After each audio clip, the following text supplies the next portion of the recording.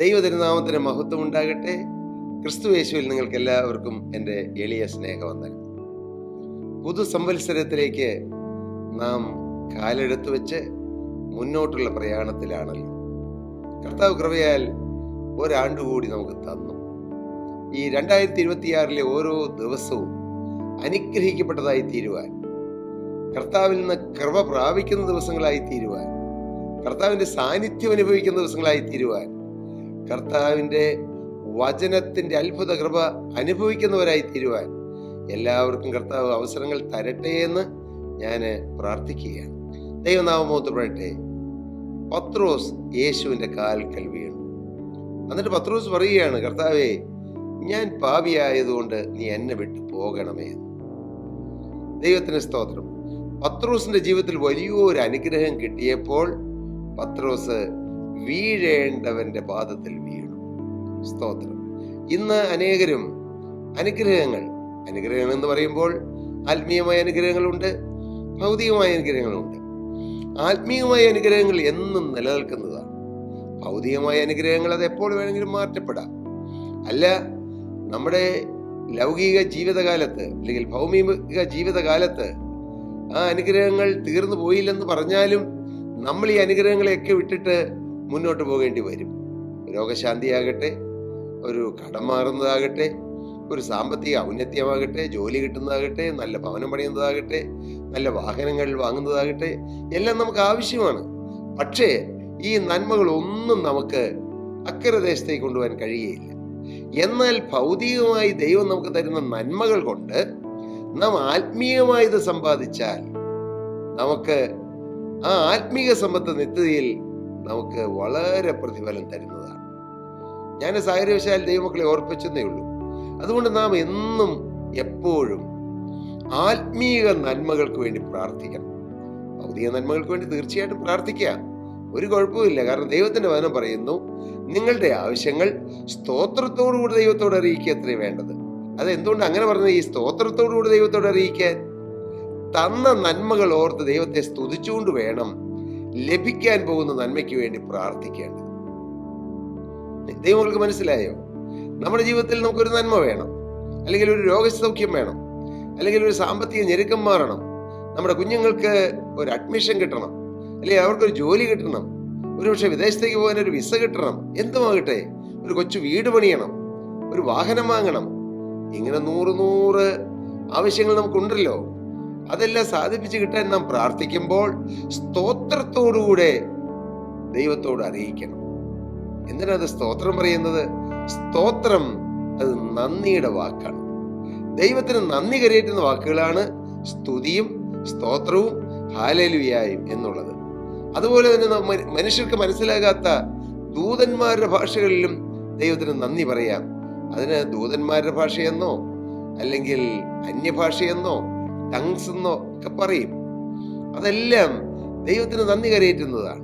Hallelujah. ദൈവനാമം മഹത്വപ്പെടട്ടെ. നാം നന്ദിയുള്ളവരായിരിക്കണം. ലഭിച്ച നന്മകൾ ഓർത്ത് കർത്താവിനെ സ്തുതിക്കണം. അപ്പോഴാണ് ലഭിക്കാൻ പോകുന്ന വലിയ നന്മയുടെ വാതിൽ നമ്മുടെ മേലെ കർത്താവ് തുറക്കുന്നത്. ഇതൊരു ആത്മീയ മർമ്മമാണ്. അനേകർക്കും മനസ്സിലാകുന്നില്ല. പലരും ഇല്ലല്ലോ എന്ന് ദൈവത്തോട് പരിഭവം പറയുന്നവരാണ്. കർത്താവ്, എനിക്ക് അതില്ലല്ലോ, എനിക്ക് ഇതില്ലല്ലോ, ഞാൻ ഇന്നത് ചോദിച്ചിട്ട് കിട്ടിയില്ലല്ലോ, അയ്യോ മറ്റുള്ളവർക്ക് അതുകൊണ്ട് എനിക്കില്ലല്ലോ. അങ്ങനെയാകരുത്. അതല്ല ദൈവം നമ്മൾ പ്രതീക്ഷിക്കുന്നത്. കർത്താവേ, എനിക്ക് ഇത്രത്തോളം തന്നല്ലോ അപ്പാ, നന്ദി. ഇനി സ്വന്തമായി വീടില്ലേ, എനിക്ക് വീടില്ലല്ലോ കർത്താവേ എന്ന് പറഞ്ഞ് പരിഭവിക്കുകയല്ല, മറിച്ച് കർത്താവ്, എനിക്ക് വാടക കൊടുക്കാനുള്ള പൈസ ഉണ്ടല്ലോ, സ്തോത്രം. കർത്താവ്, വഴിയരിയിൽ കിടക്കുന്ന എത്രയോ ആളുകളുണ്ട്, കടത്തിണ്ണയിൽ കിടക്കുന്ന എത്രയോ ആളുകളുണ്ട്, എന്നാൽ എനിക്ക് വാടക കൊടുക്കാൻ പൈസ തന്നല്ലോ. നിങ്ങളെന്ന് ചിന്തിച്ചേ. അതാണ് പോസിറ്റീവ് തിങ്കിങ്, ദൈവത്തോട് നന്ദിയുള്ള മനോഭാവം. ഇല്ലായ്മകളിലേക്ക് നോക്കി നിരാശപ്പെടുകയല്ല, ലഭിച്ചത് ഇച്ചിരിയാണെങ്കിലും അത് ഓർത്ത് കർത്താവിനെ സ്തുതിക്കണം. അതുകൊണ്ടാണ് കർത്താവിന്റെ വചനം പറയുന്നത്, ഉള്ളവനെ അവനും കൊടുക്കുന്നു. ഉള്ളവന്, നന്ദിയുള്ളവന് അല്പമുണ്ട്, അതിൽ ഓതോർത്ത് നന്ദി കരയേറ്റുന്നവന് വീണ്ടും വീണ്ടും കർത്താവ് കൊടുത്തുകൊണ്ടിരിക്കും. സ്തോത്രം. അത് ആത്മീയ നന്മകളാകട്ടെ, ഭൗതിക നന്മകളാകട്ടെ. ആത്മീയ നന്മകൾ അതാണ് നിലനിൽക്കുന്ന സമ്പത്ത്. എന്താണ് ഈ ആത്മീയ നന്മകൾ? ആത്മാവിന്റെ ഫലം, സ്നേഹം, സന്തോഷം, സമാധാനം, ദീർഘക്ഷമ, ദയ, പരോപകാരം, വിശ്വസ്തത, സൗമ്യത, ഇന്ദ്രിയജയം. 9 ഫലം. എന്നാൽ അതെല്ലാം കൂടി ചേർന്ന ഒരു ഫലം. അതാണ് ആത്മാവിന്റെ ഫലം. ആത്മാവിന്റെ ഫലമോ എന്നാണ് വചനം. ആത്മാവിന്റെ ഫലങ്ങളോ എന്നല്ല, ആത്മാവിന്റെ ഫലമോ. സ്തോത്രം.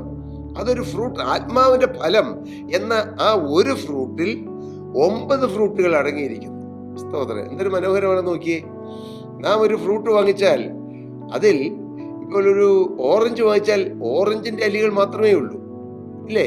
അങ്ങനെ ഏത് ഫ്രൂട്ട് ഈ ഭൂമിയിൽ വാങ്ങിച്ചാലും ആ ഫ്രൂട്ട് മാത്രമേ ഉള്ളൂ.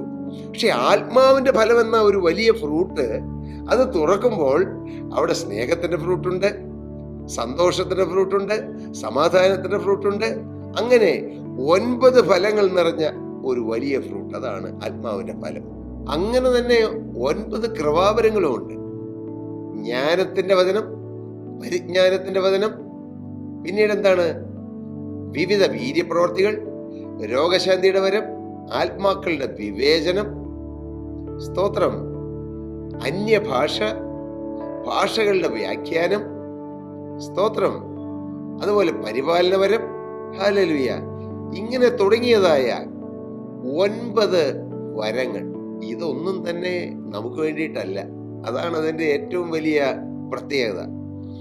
ഈ ഫലം എന്തിനാ? ഒരു വൃക്ഷം അതിന്റെ ഫലം പുറപ്പെടുവിക്കുന്നത് ആ വൃക്ഷത്തിന് തിന്നാനല്ല, അല്ലല്ലോ, ഒരിക്കലുമല്ല. ഒരു പേരയ്ക്ക കഴിക്കുന്നത് ആ പേരയ്ക്ക തിന്നാനല്ല, മറ്റുള്ളവർക്ക് തിന്നാനാണ്. ആത്മാവിന്റെ ഫലം മറ്റുള്ളവർക്ക് അനുഭവിക്കാനാണ് നമ്മിലൂടെ. ഇതുപോലെ തന്നെ കൃപാവരങ്ങളും നമുക്ക് വേണ്ടിയിട്ടല്ല, സഭയുടെ ആത്മീയ വർധനയ്ക്ക് വേണ്ടി. ഇതങ്ങനെ ദൈവത്തിന്റെ വചനം പറയുന്നത്. അങ്ങനെ 9 ഫലവും 9 വരവും. സ്തോത്രം. അങ്ങനെ 18. ഇനി സ്നേഹമെന്ന അതിശ്രേഷ്ഠമായ ഒരു വരം, ഇതും അത്യന്തം ശ്രേഷ്ഠമാണ്. ഇതെല്ലാം ആത്മാവിന്റെ വരങ്ങളും ഫലങ്ങളുമാണ്. ഇതെല്ലാം നിലനിൽക്കും. എവിടെ? മരണത്തിനപ്പുറത്തേക്ക് നിത്യത വരെയും നിലനിൽക്കും. അതുകൊണ്ട് നാം ഓരോരുത്തരും ഈ ആണ്ടിന്റെ ആരംഭ സമയത്ത് ഞാൻ ദൈവമക്കളെ ഓർപ്പിക്കുന്നത്, നമ്മുടെ ആത്മാവിന് വേണ്ടി നാം കരുതണം. ആത്മാവിന് വേണ്ടി കരുതിയിടാതെ, അന്തമോർക്കാതെ എവിടേക്കോ നിൻ യാത്ര. ഇപ്പോൾ ഒടുവിൽ എന്താകും, അവസാനം എന്താകുമെന്ന് പാട്ടുകാരൻ പാടി. കർത്താവിന് സ്തോത്രം. നാം സർവ്വലോകവും നേടിയിട്ട്, ഒരു മനുഷ്യൻ സർവ്വലോകവും നേടിയിട്ടും തന്റെ ആത്മാവിനെ നഷ്ടപ്പെടുത്തിയാൽ അവന് എന്ത് പ്രയോജനം? ഒരു പ്രയോജനമില്ല. ഭൗതിക നന്മകൾ എത്രമാത്രം നാം നേടിയാലും, എന്നാൽ ആത്മീയ നന്മകൾ നേടാത്തിടത്തോളം കാലം നമുക്ക് പ്രയോജനമില്ല. ദൈവത്തിന്റെ വചനം അങ്ങനെയാണ് നമ്മെ പഠിപ്പിക്കുന്നത്. ഒരു മനുഷ്യൻ സർവ്വലോകവും നേടി ആത്മാവിനെ നേടിയില്ല, ഒരു പ്രയോജനമില്ല എന്ന്. എന്നാൽ ഇതെല്ലാം നമ്മുടെ ജീവിതത്തിൽ വേണം. ഭൗതികമായ നന്മകൾ വേണ്ടേ? തീർച്ചയായും വേണം. എന്നാൽ അതിലുപരിയായി ആത്മീയ നന്മകൾ വേണം. യോഹന്നാൻ അപ്പോസ്തലൻ എഴുതി, മകനെ, നിന്റെ ആത്മാവ് ശുഭമായിരിക്കുന്നത് പോലെ നീ സകലത്തിലും ശുഭമായും സുഖമായിരിക്കണം. ഈ ആത്മീയ നന്മകൾ നേടിയാൽ വേറൊരു ആ കൂടെ തന്നെ ഒരു അലവൻസ് പോലെ കിട്ടുന്നതാണ് ഈ ഭൗതിക നന്മ. പ്രിയനെ, നിന്റെ ആത്മാവ് ശുഭമായിരിക്കുന്നത് പോലെ നീ സകലത്തിലും ശുഭമായി സുഖമായിരിക്കണം. നാം വാസ്തവത്തിൽ ചെയ്യേണ്ടത്, ഓരോ മനുഷ്യനും ചെയ്യേണ്ടത്, ആത്മീയ നന്മകൾ പ്രാപിക്കാൻ നാം നമ്മെ തന്നെ ദൈവകരങ്ങളിൽ സമർപ്പിക്കുകയും ദൈവത്തോട് പ്രാർത്ഥിക്കുകയും അതിനുവേണ്ടി ജാഗരിക്കുകയും ചെയ്യുമ്പോൾ, ആത്മീയ നന്മകൾ ദൈവം തരുമ്പോൾ ആ കൂടെ തന്നെ നമുക്ക് വേണ്ടതെല്ലാം കർത്താവ് തരും. അതുകൊണ്ടാണ് കർത്താവിന്റെ വചനം പറയുന്നത്, മുന്നമേ അവന്റെ രാജ്യവും നീതി അന്വേഷിപ്പീൻ. അത് ആത്മീയ നന്മയാണ്. മുന്നമേ ദൈവത്തിന്റെ രാജ്യത്തെക്കുറിച്ചും ദൈവത്തിന്റെ നീതിയെക്കുറിച്ചും അന്വേഷിപ്പീൻ, അതോടുകൂടി ഇതൊക്കെയും കിട്ടും. സ്തോത്രം. ബാലസിംഹങ്ങൾ ഇരകിട്ടാതെ വിശന്നിരിക്കും, യഹോവയെ അന്വേഷിക്കുന്നവർക്കോ ഒരു നന്മയ്ക്കും കുറവില്ല. ഞാന് കുറെ ചിതറിയ ചിന്തകളാണ് ദൈവമക്കളുടെ മുമ്പാകെ ഇന്ന് പറയാനിടയായത്. ഇതൊന്നും യാദൃശ്യമല്ല. കാരണം ഞാനൊന്നും ആലോചിച്ചോ മനസ്സിലാക്കിയോ ഇങ്ങനെ പറയണമെന്ന് ചിന്തിച്ചതുമല്ല. പറഞ്ഞപ്പോൾ കർത്താവ് മനസ്സിൽ തന്ന ചില കാര്യങ്ങൾ ദൈവമക്കളുമായി ഷെയർ ചെയ്യുന്നു മാത്രമേ ഉള്ളൂ. പ്രിയപ്പെട്ടവരെ, ഈ ആണ്ടിന്റെ ആരംഭത്തിൽ ഹല്ലേലൂയ, നാം ഓരോരുത്തരും ആത്മീയമായി വളരാൻ ഉത്സാഹിക്കണം. ഈ 2026 ഒരു സ്പിരിച്വൽ ഗ്രോത്ത് ഉണ്ടാകാൻ ഇടയാകണം. അതോടൊപ്പം കർത്താവ് നിങ്ങൾക്ക് ഈ ലോകത്തിലെ കാര്യത്തിനകത്തും ഒരു ഗ്രോത്ത് തരും. സ്തോത്രം. ഹല്ലേലൂയ. ഒരു പ്രോസ്പെരിറ്റി തരും. സ്പിരിച്വാലിറ്റി നാം കോൺസെൻട്രേറ്റ് ചെയ്ത് മുന്നോട്ട് പോയാൽ നമുക്ക് പ്രോസ്പെരിറ്റി കർത്താവ് തരും. ഞാൻ എളിമയോടെയും സ്നേഹത്തോടെയും എന്നാൽ വിശ്വാസത്തോടെയും നിങ്ങൾക്ക് വേണ്ടി പ്രാർത്ഥിക്കുന്നത്, നിങ്ങൾ ഓരോരുത്തരും, ഈ വാക്കുകളെ കേൾക്കുന്ന ഓരോരുത്തരും ആത്മീയമായ അഭിവൃദ്ധിയിലേക്ക് വരണം. ഒപ്പം നിങ്ങൾ ഭൗതികമായി അനുഗ്രഹിക്കപ്പെടണം. നിങ്ങൾ ഒന്നിനും കുറവില്ലാതെ ജീവനുള്ള ദൈവം സകലവും നമുക്ക് ധാരാളമായി അനുഭവിക്കാൻ തരുന്ന ആ ദൈവത്തിന്റെ കൃപയിൽ ആശ്രയിച്ചുകൊണ്ട് നമുക്ക് ഈ 2026 കർത്താവിനെ ആനന്ദത്തോടെ ആഘോഷത്തോടെ ആർത്തുപാടി സ്തുതിച്ചുകൊണ്ടും ആരാധിച്ചുകൊണ്ടും നമുക്ക് ഈ 2026 അനുഗ്രഹകരമായ ഒരു വർഷമാക്കി തീർക്കണം. ഞങ്ങൾ പീസ് മൗണ്ട് ഇന്റർനാഷണൽ മിനിസ്ട്രിയിൽ കർത്താവ് ഞങ്ങൾക്ക് തന്ന ഈ വർഷത്തെ ഒരു theme, the year 2026 is the year of planting. വിതയ്ക്കുന്ന ഒരു വർഷമാണ്.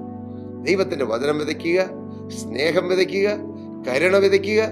അങ്ങനെ ജീവനുള്ള ക്രിസ്തുവിനെ മറ്റുള്ളവർക്ക് ലഭിപ്പാൻ തക്കവണ്ണം ക്രിസ്തുവാകുന്ന വചനത്തെ മറ്റുള്ളവരുടെ ഹൃദയത്തിൽ വിതയ്ക്കുന്ന ആ ഒരു വലിയ ശുശ്രൂഷയാണ് കർത്താവ് ഞങ്ങളെ ഫലമേൽപ്പിച്ചിരിക്കുന്നത്. അത് ഓരോരുത്തരും ചെയ്യേണ്ട ശുശ്രൂഷയാണ്. ഓരോ രക്ഷിക്കപ്പെട്ട ദൈവമക്കളും അത് ചെയ്യണമെന്ന് കർത്താവ് ആഗ്രഹിക്കുന്നു. നമുക്ക് ഒറ്റക്കെട്ടായി വിതയ്ക്കാം.